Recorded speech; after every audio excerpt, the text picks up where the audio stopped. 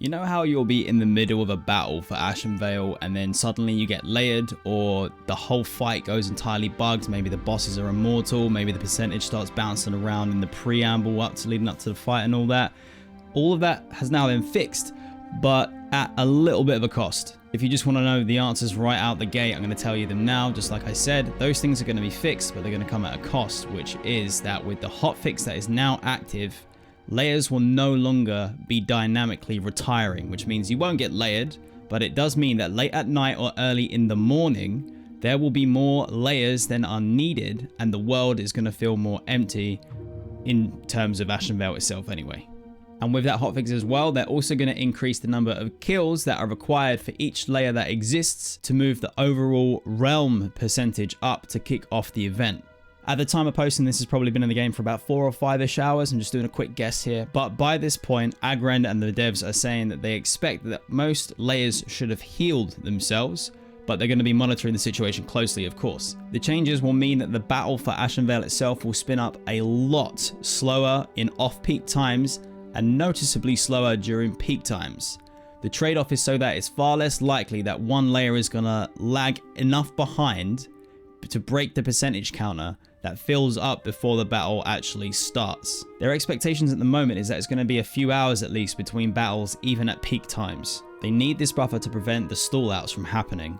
The solution is not perfect, and they may consider a redesign further down the line for the kind of world PvP event systems, but at the moment it's pretty much too large a change to be implemented via a hotfix and would likely require its own patch. The priority now is to stabilize things with the most recent set of changes. Now they go on to say a thank you for reading the entire post, but we haven't got there yet, so now I'm going to get into the nitty gritty of what it is that's actually been covered in this post, because it pretty much explains exactly how the systems work themselves, how the event works, a few things that we didn't actually know, and pretty much outlines exactly how it went wrong, and so that we can understand why they have tried to implement this best fix as they could for now, without spending a lot of development time redesigning the entire system itself, which, as I mentioned just a second ago, probably would take up an entire patch. A reminder again, this is from Aggrend, who is an absolute legend. He always is like as transparent as possible on Twitter, so the rest of the devs. So if you are interested in finding out information, pretty much the moment it goes live and you're not on the forums, following these guys on Twitter are probably the best things to do. But anyways, greetings. Sometimes in game development you find yourselves in situations where things don't go according to the design or plan you have in mind. Yes, by the way, if you're wondering, I am going to read all of this verbatim. I'm going to give and interject a few of my opinions if I have any, but I'm just being clear from the outset. I'm reading this to you. You can go and read this yourself. Don't worry about it. But if you got me on another monitor, you can't be asked to read it. You just want to listen to it. We're going to carry on. In the past, we've hit such situations where we've done our best to remain transparent and take some time to explain what our intent was, what went awry, and what our next steps are. Would very much like to carry that forward with Season of Discovery, where it's especially important to be open and honest, which I have to say, they have been extremely open and honest and transparent and quick as well thus far. Season of Discovery is, by its nature, highly experimental, and we are bound to hit some snags along the way, but we think it's best practice to simply explain what happened and learn from it. So we are going to dig really deep into what has been happening with the Battle for Ashenvale, but word of warning, this is going to be extremely long. I'm going to read it at as best a pace as I can. I don't want it to be a super long 8-minute reading video. We're taking the time to explain all of the major systems at play, so if you aren't in for the technical details, you may want to skip at the end for the info of exactly what we're doing now, which I've already given you, so again, you can just dip, guys. Don't worry about the video, doesn't matter. So the intent for the Battle for Ashenvale was fairly simple, using a fairly compelling carrot on a stick in the form of a Warsong Gulch reputation and mount rewards to get people into Ashenvale so they could fight. In that respect, it was a success, and I agree it has been, as Ashenvale is a hotly contested zone that houses several quest hubs, as well as our endgame raid for the level 25 level band, the level up raid Black Fathom Depths. Some conflict was assured here, but we really wanted Ashenvale to be a non-stop hotbed for PvP, which, in fairness, I believe it has been. The event itself has a decidedly PvE slant, which is fine, but in the lead up to and aftermath of each battle, there is essentially non-stop PvP at all times throughout the zone, and we couldn't be more pleased by how that aspect of this has played out, which, again, I agree, it really is just super fun. If at any point I want to go and get some world PvP action, you just go to Ashenvale, you get your fix, easy peasy. And you don't feel too bad about it because really, if you're on a PvP server and you go into Ashenvale, you know what you're getting into. Looking at the battle itself though, it might help to prime the rest of this post with a look at how it functions under the hood. So the battle for Ashenvale cycle starts with a lead up phase. During the lead up phase, there is a counter that runs behind the scenes and adds up how many PvP and PvE kills occur in the zone. I didn't know it counted PvE. I genuinely thought it was entirely PvP. I feel bad now because I've been going out hunting people to try and get the percentage up faster. I'm kidding, I don't feel bad. When the counter reaches a certain number, the battle begins. Cool, we know that. This is represented on screen with a percentage counter UI element in the middle of your HUD. Yep. The element is replaced with an objective tracker showing the progress of the battle when it starts. Yep. Once the battle begins, 3 lieutenants spawn for each faction at various points on the map, Keepers of the Grove of the Alliance and Blade Masters of the Horde, as well as a general for each faction.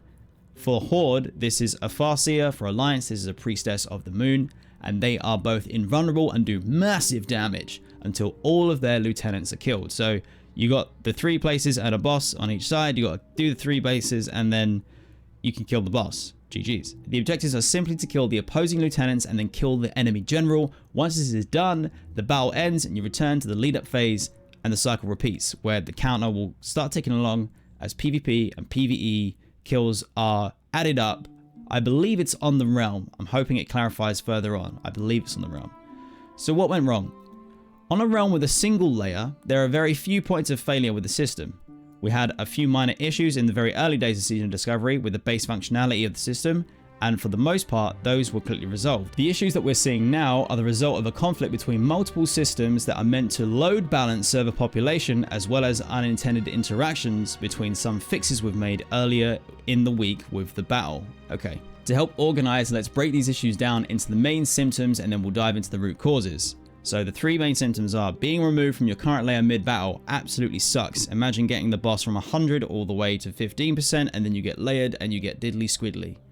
Progress counter resetting back to 0 or low numbers during the lead up phase. Honestly, it can be so frustrating when you can see the percentage has gone up so quickly for one side and then the other side is going super quick and then all of a sudden that last 10% takes longer than maybe half of the duration to actually get there. It blows my mind. And number 3, battles becoming stalled and the objective tracker stops responding. Very, very frustrating. You then have to pretty much wait for the whole 60-minute timer for the event to go all the way down and reset, and then it would just bug out again anyway. So just non-stop time wasting for everyone involved, really. So for number 1, being removed from your current layer mid-battle, layering is a system that we have had in place since the launch of WoW Classic in 2019 to allow many times more players on a single realm than would otherwise be permissible without severe performance degradation. Jesus, man. Layering essentially creates fully featured copies of the entirety of Eastern Kingdoms and Kalimdor. The number of layers on a realm depends on the peak number of players logged in recently. Historically, when realms start up during weekly maintenance, we start with a nominal number of layers, generally only a few. So to me, that means like maybe 3 or 4. As we move closer to peak play times in your region, however, additional layers will get spun up dynamically as more and more people log in and existing layers fill up. The layer management system is designed to control layers, spin them up as needed, and decides which layer players logging in to will be assigned to. The layer manager will try to not move you to a new layer unless certain thresholds are crossed. In normal times outside of major events and launches, this almost never happens. So when the world begins to fill on an individual layer and that layer begins reaching a critical mass, the system may at times try to load balance the population on the individual layer to an existing layer or bring a brand new layer if all of the others that are already up are full. So at times means moving people into a relatively empty layer. The layer management system does have some safeguards to prevent you from going into too many jarring layer incidents, such as preferring to not move people that are in a group with each other or that are in combat, which clearly was starting to happen.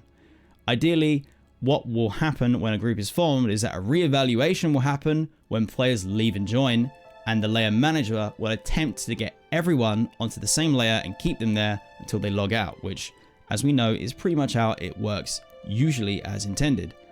The snag we run into with the battle for Ashenvale, however, is that oftentimes a great many people are joining groups, oftentimes using external tools like Discord to coordinate. of course. When a player leader organizes several full raids that to all congregate on one layer, that layer may hit a threshold, no doubt, and then start trying to not add more people to that layer. For a time, it will continue to allow people to join to not break groups up, but there is a point when it reaches an absolute maximum on that layer, and the next evaluation, the manager will decide to forcibly move players off of the layer to balance the load and prevent a crash or other severe performance drops. Okay, I mean, that's how we kind of knew how it works, but reading it out in that way makes it so much easier to frame in my mind. This means that even players that were grouped and would normally be protected from being moved around because they are grouped together may also be moved as an emergency measure because the system's just got to load balance as a priority. That has been one cause of players unceremoniously being booted to a different layer.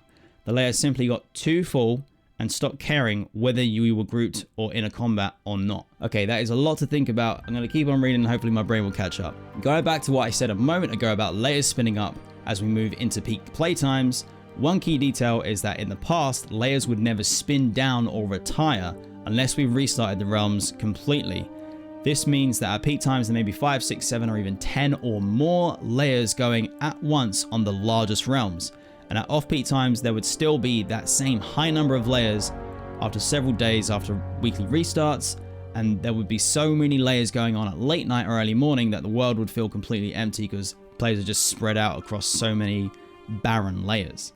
This means that even if several thousand people would normally be a large realm in earlier versions of WoW, if they're logged in at 8 AM, there are 10 layers going on at the same time from the previous day's peak. Each layer would then only see hundreds at a time, which can make Azor feel pretty lonely. For Season of Discovery, we decided to try something new and allow layers to dynamically retire so that population drops would collapse the total number of layers active and make the world feel more active, and likely at all hours of the day and the night you can still have a good gameplay experience. We hope to avoid those dead periods where the realm felt more empty than it actually was, which I have to say, as someone who works from home and has a bit of a wacky sleep schedule at times due to health reasons, I have to say whenever I log in, my server's pumping. Like I'm never not seeing someone out and about in the world, whereas I definitely recognize that in previous iterations of Classic, you could just be in a place and have it all to yourself and farm loads of gold with no worries whatsoever. So the unfortunate side effect of this is that every time we'd retire a layer, it would suddenly cause players to change layers as the layer manager rebalanced and redistribute folks. Yeah, that's its priority. It has to force people. So we never engaged this system before because we knew that it would feel jarring, and in a game mode like Hardcore, for example, being unexpectedly moved to a new layer when yours is retired could be deadly. Yeah, I mean, that still kind of definitely happened, but like the other way, instead of retiring, just getting phased out to another. Anyway, whatever. But like many other aspects of Season of Discovery, this was a risk that we consciously took to see if we could improve the experience for those that prefer to play at off-peak times. Which I have to say, I respect. They're still trying every new thing, like whether it's like a brand new mechanic in game or it's a different approach design-wise like this under the hood. I really appreciate that they are trying new stuff because we're pretty sick of the game being stale and we want them to do new things. So as you've likely deduced by now, both of these extremes, too many and too few attempting to play, could cause players to suddenly be moved. This includes people in groups, people trying to join groups, and people actively engaged in the battle for Ashenvale. As of yesterday, we have made a change that should cause the layer manager to try harder to prevent players from layering if they are in a group and in combat. This is not to say it will never happen. When a layer reaches a certain level, we have to split people up or it will crash. That is unfortunate, but currently is unavoidable. Okay, so it's less likely to happen, and I feel a little bit bad about the way I opened the beginning of the video, but I'm not going to go back and do it all over again anyway, but still, like, okay, so there is still a chance that it can happen. That it's like if you're in a group and you're in combat, super slim chance. But if you're playing on the craziest mega server ever and you've got 2 Asmongold's at once on one layer, yeah, okay, I can see how it's going to be a bit of a crazy situation. My dog loves the postman. The next change that we're about to make starting tomorrow is to stop retiring layers when a population dips down during off-peak. This means that you won't suddenly be moved to a new layer if a layer is being retired, but it also does mean that if you're playing very late or early in the morning, basically off-peak times, the world may feel sparsely populated, which I get that that's what they're trying to do to resolve this issue particularly. I I wonder if there's any way for them to ring fence the system so that it would only do that for layers for Ashenvale itself, because I don't think the rest of Azeroth needs to suffer, or the population, you know, the player base need to suffer this issue.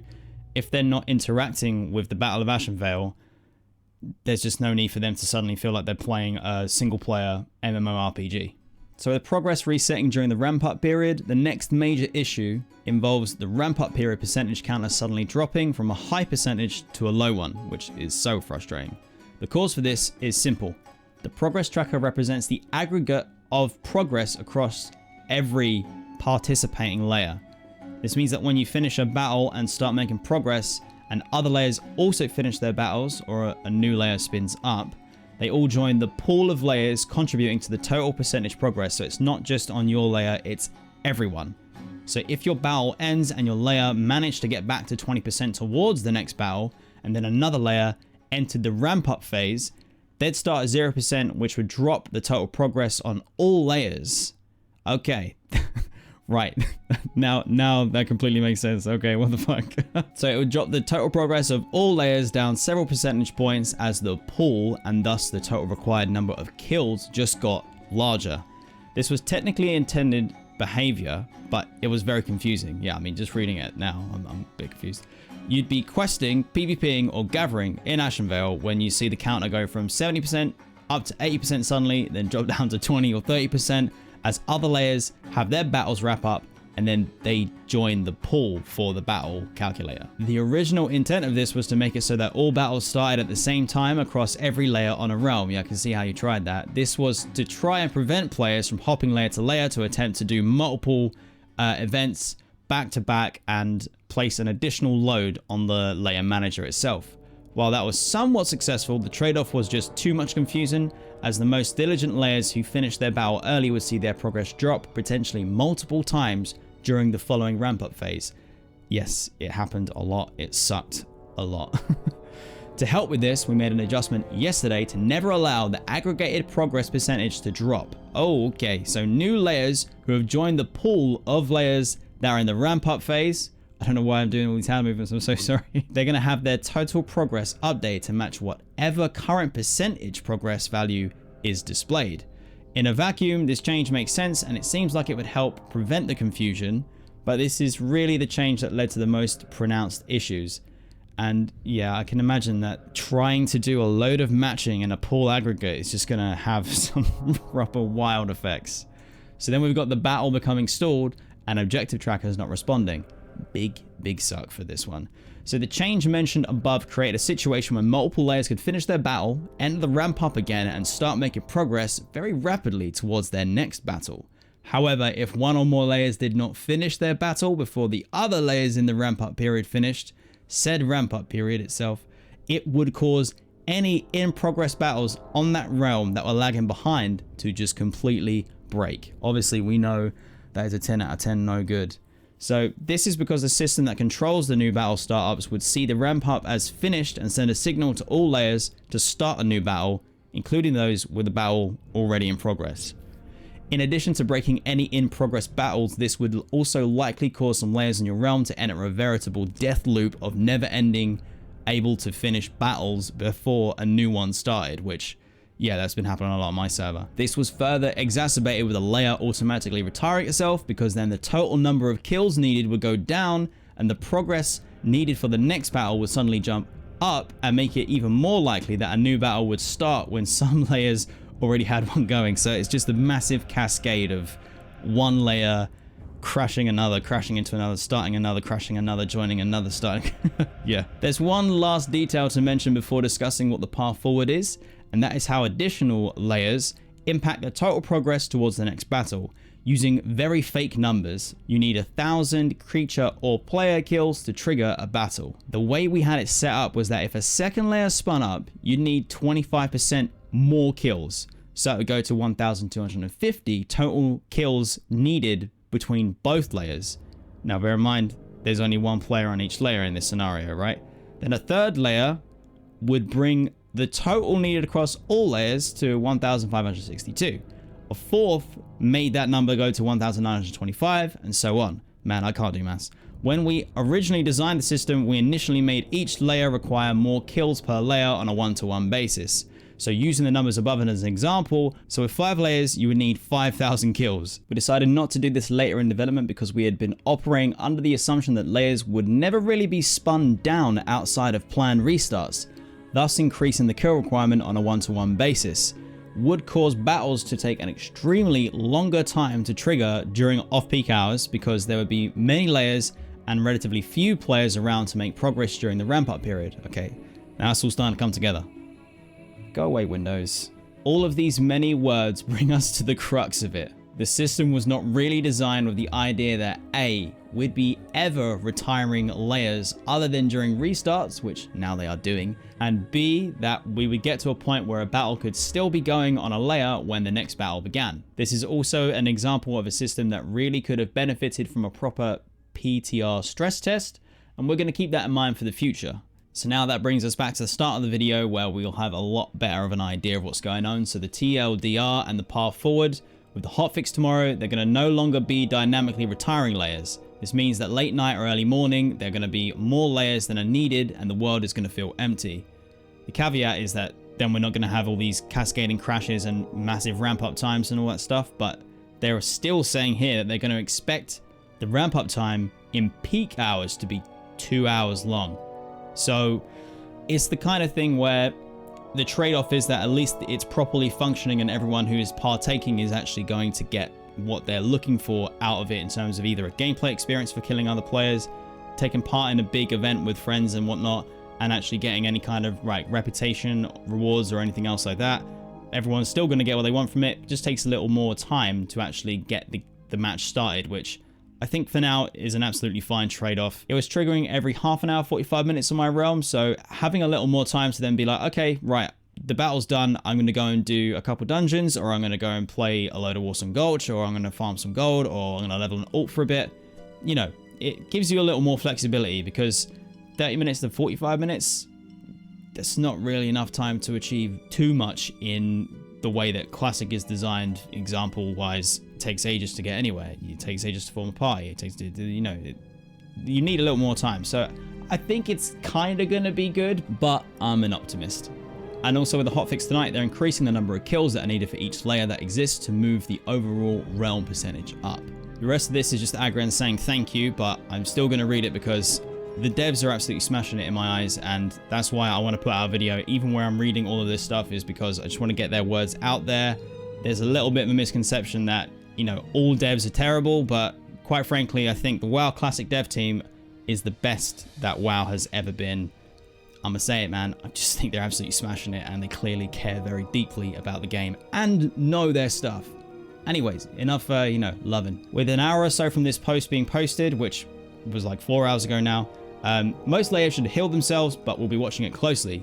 Both of the changes together do mean that battles will spin up far slower during off-peak times and noticeably slower during peak times. The trade-off is now that it's far less likely that one layer will lag far enough behind to break the percentage counter that fills up for their battle to complete. We believe it should still be a few hours between battles at least, even in during peak times, just like we said. We need this buffer to prevent these stall outs from happening. Now at least we understand why. The solution is not perfect though, and we may consider a further redesign of the system down the line, which I expect they definitely will do, but that's likely too large a change for a hotfix right now. The priority is to stabilize things with the most recent set of changes. Thank you so much if you read the entire post, and of course if you hung out with me in my stupid video. I understand if you have questions about this, it's a lot to grok. Suffice to say that the ultimate issue here is that we had a collision of a few different game designs and server engineering systems that were both meant to enhance player experience, but ultimately ended up damaging said experience when they clashed. We took a chance not having a PTR. Some things in Season of Discovery were a success due to the lack of a PTR, but this was likely less successful because of it. Lastly, thank you so much for playing Season of Discovery with us. The season has been a true labor of love, which I can tell, and with the WoW Classic team as well. And while it certainly has been interesting to support, we can't wait to take the lessons we've learned forward to make future phases even more awesome, which I am very much looking forward to.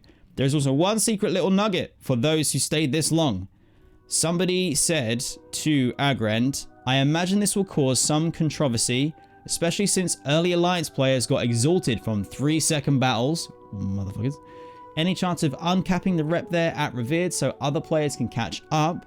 Perhaps then a rep boost, since we're looking at 3 hours between events now. I mean, he said 2, you're saying 3. Okay.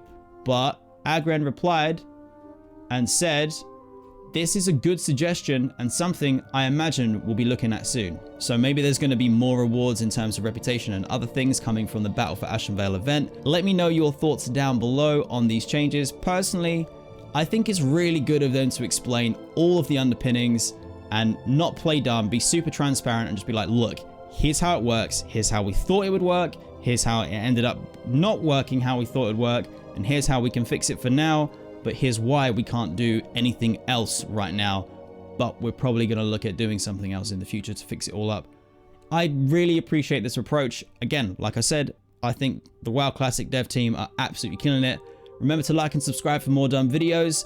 I stream on YouTube and Twitch, so you can watch me in either place.